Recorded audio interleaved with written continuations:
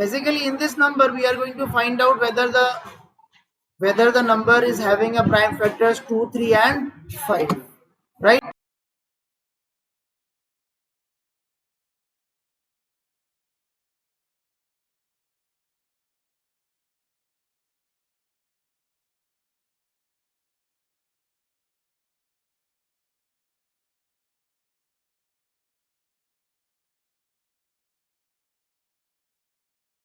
क्या करना है, हमें ये देखना है कि क्या वो नंबर अगली है या नहीं है। तो अगली के लिए हम करेंगे कि पहले तो हम प्राइम फैक्टर्स ही चेक कर लें, उसी में थोड़ा सा चेंज कर देंगे।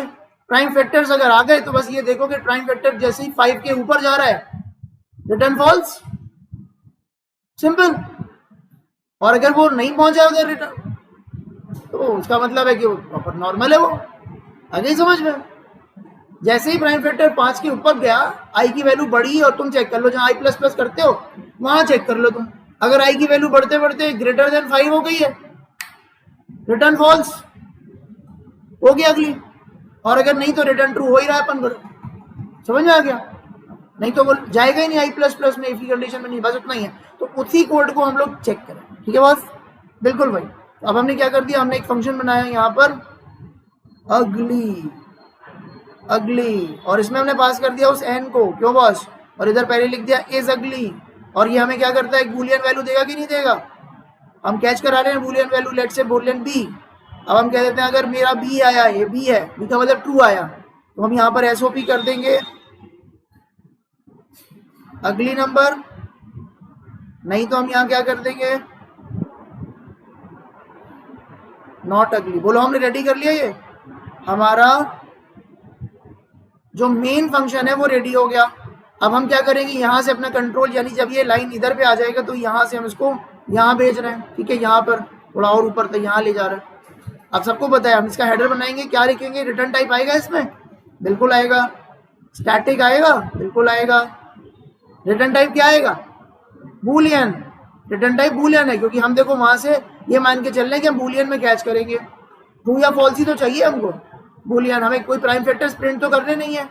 बूलियन इज अगली इंटीजर एन, राइट है? अब तुम्हें प्राइम फैक्टर का लॉजिक बच्चों सबको आता है, सब बच्चों को पता है प्राइम फैक्टर का लॉजिक, हर बच्चा जानता है प्राइम फैक्टर का लॉजिक। जानता है नहीं जानता? बिल्कुल जानता है। क्या लिखेंगे sir? While n is greater than 1 1 1। हाँ, ये दुर्घटनाएं नहीं करना, बता दिया तुम लोगों को, तुम लोगों को सिखाया था हमने। सर कैसे? 60 में देखो पहले नंबर क्या है, 60, 2 से डिवाइड किया कितना आएगा, 30 आएगा। अब एन की वैल्यू कितनी हो गई, 30। फिर कितना हुआ, 15। फिर कितना होगा, फिर 2 से डिवाइड करोगे तो नहीं होगा, तो आई प्लस प्लस कर रहा है, ये तुम्हारा आई है, ये तुम्हारा आई है। पहले आई की वैल्यू 2 2 2, लेकिन अब यहां जब पहुंचे तुम तो तुम्हारे 2 से काम नहीं चलेगा। तुमने क्या किया इधर, आई प्लस प्लस करके से 3 बनाया। फिर इस एन को, ये तुम्हारा अब तक का रिसेंट एन है। अब नंबर को तुमने 60 से 30 कैसे किया होगा? जो तुम्हारे पास नंबर होगा, अगर वो नंबर 2 से डिवाइड हो सकता है तो उसे डिवाइड कर दो पूरे से, कर दिया साहब, और जिस जगह पे 60 पड़ा था उसी जगह पे स्टोर कर दो, तो 30 मिलेगा। तुमने 2 यानी आई से तुमने 30 को डिवाइड किया, डिवाइड हो रहा है, फिर तुम प्रोसेस कर रहे हो, ठीक है? और यहां तक आकर के 3 5 से 15 होगा। अब डिवाइड तो होता है, मतलब कंडीशन क्या बन रही है, अगर मेरा n modulo i double equal to 0 हो रहा है तो मैं प्राइम फैक्टर प्रिंट करने के केस में हम लोग एसओपी आई कर देते थे कि नहीं कर देते? अच्छा, और नंबर को छोटा करेंगे कि नहीं करेंगे? क्योंकि अगली बार हमें उसका आईएथ पार्ट चाहिए ना, एन बाई आई वैल्यू चाहिए। 2 से डिवाइड हो रहा है तो अगली बार एन बाई 2 वैल्यू चाहिए, और 3 से हो रहा है तो नेक्स्ट टाइम एन बाई 3 चाहिए। तो हमने छोटा करके वापस उसी वेरिएबल में पुट कर दिया। बोलो हाँ या नहीं? अच्छा, यहां तक हमने कर लेते थे इधर तक। अच्छा, यही कर रहे हैं अभी हम। Now we are moving to 3 to 5। अब आप इसको 3 से डिवाइड करो, आपकी वैल्यू आई है, क्या हो जाएगा? नहीं, ये कंडीशन फॉल्स हुई नहीं हुई। तो आपने क्या किया सर, एल्स ये आई प्लस प्लस किया, तो ये आई प्लस प्लस करने पर ये कितना हो जाएगा, 4 हो जाएगा साहब। 4 से 5 को डिवाइड करने आ गए आप, लूप होगा, पक्का लूप होगा। आप जब वापस आओगे तो ये 4 है और ये 5 है, हो गया ही नहीं डिवाइड। फिर आप एल्स में आओगे, आई की वैल्यू फिर से इंक्रीज होगी कि नहीं एक बार और, ये कितना हो जाएगा बोलो, कितना हो जाएगा 5, ये कितना हो जाएगा 5। अब बताओ 5 डिवाइड बाई 5 मॉडलो 5 कितना होगा, डिवाइड हो रहा है, ठीक है भाई डिवाइड हो रहा है, 5 डिवाइड बाई 5 हो रहा है, हो गया। और हम नंबर को छोटा कर देंगे, नंबर को छोटा करेंगे तो 1 बन जाएगा ये, क्योंकि जब n में रखोगे तो अगली बार 1 बन जाएगा। हो गया काम, सारे प्राइम फैक्टर्स आ गए, यहां तक तो कोई दिक्कत नहीं है। अब ये काम तुमने कब तक करा, क्या आप अब भी करोगे, नहीं, तो जब तक तुम्हारा n इज ग्रेटर देन 1 तुम ये काम करोगे।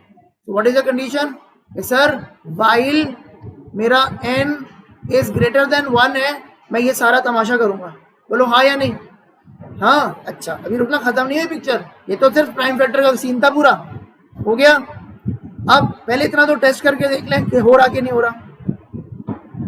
Now check this code, check this code. हमने सबसे पहले नंबर लिया यूजर से, नंबर लेने के बाद हमने उसको, उस नंबर को हमने फंक्शन में भेज दिया शो प्राइम फैक्टर। ये कुछ नहीं करता, प्राइम फैक्टर का शो करता है और उसका जो टोटल है वो प्रिंट करता है, ठीक है, हम इसे मॉडिफाई कर लेते हैं। तो ये नंबर कैसे आया, कॉल बाई वैल्यू से आ गया कि नहीं आ गया। जब इस फंक्शन की कॉल लगेगी, जब इस फंक्शन की कॉल लगेगी तो ये फंक्शन इस n की वैल्यू को ऐसे कॉपी यहाँ भेजेगा कि नहीं भेजेगा, कौन से तरीके से, कॉल बाई, ठीक है। अच्छा आगे बढ़ो, अब देखो आपने क्या किया, i की वैल्यू को हमने 2 से इनिशियलाइज करा और हमने 2 से स्टार्टिंग करी और फिर वही पूरा लॉजिक जो तुम्हें सिखाया है, बस हमने यहाँ पर एक स्टेप अपनी तरफ से बढ़ा लिया था, sum equal to sum plus i का। आप या ध्यान से देखो, यहाँ पर जो चीज समझ में नहीं आया वो पूछो। कंट्रोल के से मैंने इसे कंपाइल करा, now it has been compiled successful. Run कर रहे हैं इस प्रोग्राम को, इसने, हमने इसको 60 दिया, इसने आउटपुट दे दिया, दिख रहा है ये आउटपुट हमारा आ गया, फैक्टर का सम आ गया। ये हमने ऑलरेडी कर रखा है, स्मिथ के टाइम पे भी पढ़ा चुके हैं, it's not the first day कि हम आपको पहली बार पढ़ा रहे हैं, ये स्मिथ के टाइम पे हमने आपको डेमो कर दिया था। यहाँ तक क्लियर हो गई सारी चीजें। अब वो कह रहा है नहीं साहब, अगली नंबर तो वो होता है जिसमें केवल 2 3 5 है, हालांकि अगली नंबर है, no doubt, it's also an ugly number, लेकिन 99 केस में क्या होगा। Try to run the code again for the 99।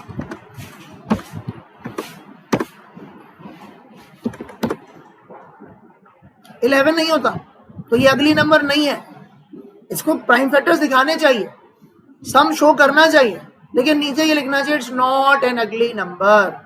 अगली बात, इतनी सी बात है। अब हम क्या करेंगे, थोड़ा सा मॉडिफिकेशन करेंगे कोड में। I do not want the sum and all that thing, so मैं इसे 2 मिनट के लिए पॉज कर रहा हूँ, ठीक है। या मैं ऐसे करता हूँ, कंट्रोल Z, और बजाय में ये रिटर्न करने के मैं यहाँ पर लिख देता हूँ SOP। ये हो गया हमारा सम, हमने उसी फंक्शन के लूप के बाहर सम कर लिया।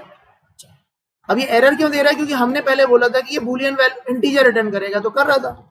अब हम कह रहे हैं नहीं भाई, ये तो बूलियन रिटर्न करेगा और इसका नाम क्या होगा, इज अगली होगा, नाम चेंज हो गया, तो यहां पर इसका नाम चेंज करना पड़ेगा कॉल लगाते टाइम भी। अब कैच किस में कराएंगे हम, बूलियन वैल्यू में। कैच हो गया भाई। अच्छा अब हम क्या करेंगे, इसको हटा दे रहे हैं, इस लाइन की जरूरत नहीं है हमको। हमने एक फंक्शन बनाया इज अगली, वो एक बूलियन वैल्यू रिटर्न करेगा, बताएगा कि n अगली है तो ट्रू, नहीं है तो फॉल्स। पूरा कोड ये बना हुआ है, सिर्फ इसमें कितना चेंज करना रह गया है, जस्ट अ वन थिंग, कि जब भी आप वैल्यू बढ़ाते हो ना आई की, तो आप बढ़ाते टाइम या बढ़ाने के बाद आप ये चेक करो कि क्या ये वैल्यू, आई की value, if I is greater then 5 है क्या। 2 3 5 भी तक तो होते हैं प्राइम फैक्टर्स, तो ये अगली है या हैमिंग है, इसका दूसरा नाम है हैमिंग नंबर। अगर ये ऐसा हो गया, क्या अगर ये बड़ा है, आपने कुछ नहीं करना, रिटर्न फॉल्स। आई समझ में बात, क्लियर हो गया। ऐसा नहीं कि हमने यहीं पे फॉल्स लिख देना है, ठीक। अगर आपका पूरा प्रोग्राम, अच्छा रिटर्न एक जंप स्टेटमेंट होता है और फंक्शन को टर्मिनेट कर देता है। अगर आपने 11 को चेक किया, 99 को चेक किया, या 99 के ट्वाइस को चेक करा, या कुछ इस तरह कुछ भी चेक करा जिसमें आपका 11 प्राइम फैक्टर आता है, जैसे 121 है, 441 है, इस तरह कोई भी नंबर अगर आपने चेक करे फॉर एग्जाम्पल, हरी बात सुन, तो क्या करेगा ये बीच में ही रोक देगा प्रोग्राम, फंक्शन बीच में ही बंद हो जाता है और ये बाहर चला जाएगा। ठीक है, फंडा क्लियर हो गया? बोलो हाँ या नहीं। हम इसको नहीं कर रहे, हम एक काम कर रहे हैं, एक साथ दो काम नहीं कर रहे हैं, नहीं तो कंफ्यूज करेगा। सिर्फ एक चीज समझ लो। अच्छा, लूप से बाहर आ गए, इसका मतलब है प्रोग्राम खत्म हो गया और 5 में ही निपट गया, 5 के अंदर ही फिनिश हो गया, हमें 5 के ऊपर गया ही नहीं, आई प्लस प्लस हुआ ही नहीं। आई समझ में बात? क्लियर है फंडा? तो बस हमने यहाँ क्या करना है, अगर हम बाहर आ गए, यहाँ पर आ गए, लूप के बाहर आ गए, खत्म हो गया प्रोग्राम। RETURN रिटर्न, बोलो चलाए हम इसको, कंट्रोल के करें। ठीक है, कोई भी चीज एकदम से नहीं कर होती है, आराम से कर, हम कर देंगे, तुम्हें समझ में नहीं आएगी तो क्या। 60 केस में क्या हो रहा? ठीक है, अब हमने वहां कोड ही नहीं लिखा, देखो हमने कोड ही नहीं लिखा यहाँ पर, यहाँ कोड लिखना चाहिए था कि नहीं? बी में वैल्यू कैश तो करा रहे ना, अब हमें यहाँ मैसेज प्रिंट करना चाहिए था, एफ बी प्रिंट लेट्स से ln क्या, अगर ट्रू आया तो क्या हुआ, ये it's an ugly number, else का मतलब फॉल्स मिला है बी को। चलाएं हम, अगली नंबर है, चेक करो 99 को, हो गया 99 नॉट एन अगली नंबर। पूरे प्राइम फैक्टर्स प्रिंट नहीं हुए क्योंकि उसने i इक्वल टू i+1 पर ही उसने बता दिया, रिटर्न फॉल्स कर दिया, हालांकि कोड बहुत सिंपल बना है। ठीक है बात, यहां तक क्लियर है? हम एक और काम कर सकते, देखो एक और काम कर सकते थे, कोई हमें बताएगा इस कोड में हम कहां पर i की वैल्यू को चेक करें जिससे हम ये काम कर लें। जब हम प्रिंट करते हैं उसके जस्ट बाद, तो ये जो लाइन हमने लिखी है ना इफ की, ये लाइन उठा करके हम कहाँ डाल देंगे, कंट्रोल X कर देंगे, यहाँ पे आएंगे हम, जब हम इसको प्रिंट करते हैं ना, प्रिंट करने के बाद तो प्रिंट हो जाएगा ना, वो वहां पर बढ़ा भी लेगा, ऊपर आ भी जाएगा और उसके बाद उसे प्रिंट भी कर देगा। फिर हम उसे चेक कराएंगे कि क्या ये वैल्यू के ऊपर तो नहीं निकल गई। सही है बॉस? ठीक है ना, चला के देखें। मैं सिर्फ तुम्हारे साथ में टेंटेटिव काम कर रहा हूँ, मैं रट के नहीं आता कोई चीज़, ऑन द स्पॉट बना रहा हूँ। ठीक है, 99 केस में क्या आया, हो गया? Is it clear? समझ में आया कुछ? हाँ, तो जो लोग क्लास में लेट आएंगे उनको फिर देर में समझ में आएगा या उनको समझ में नहीं आएगा। डन है? हमने कुछ नहीं किया इस क्वेश्चन में।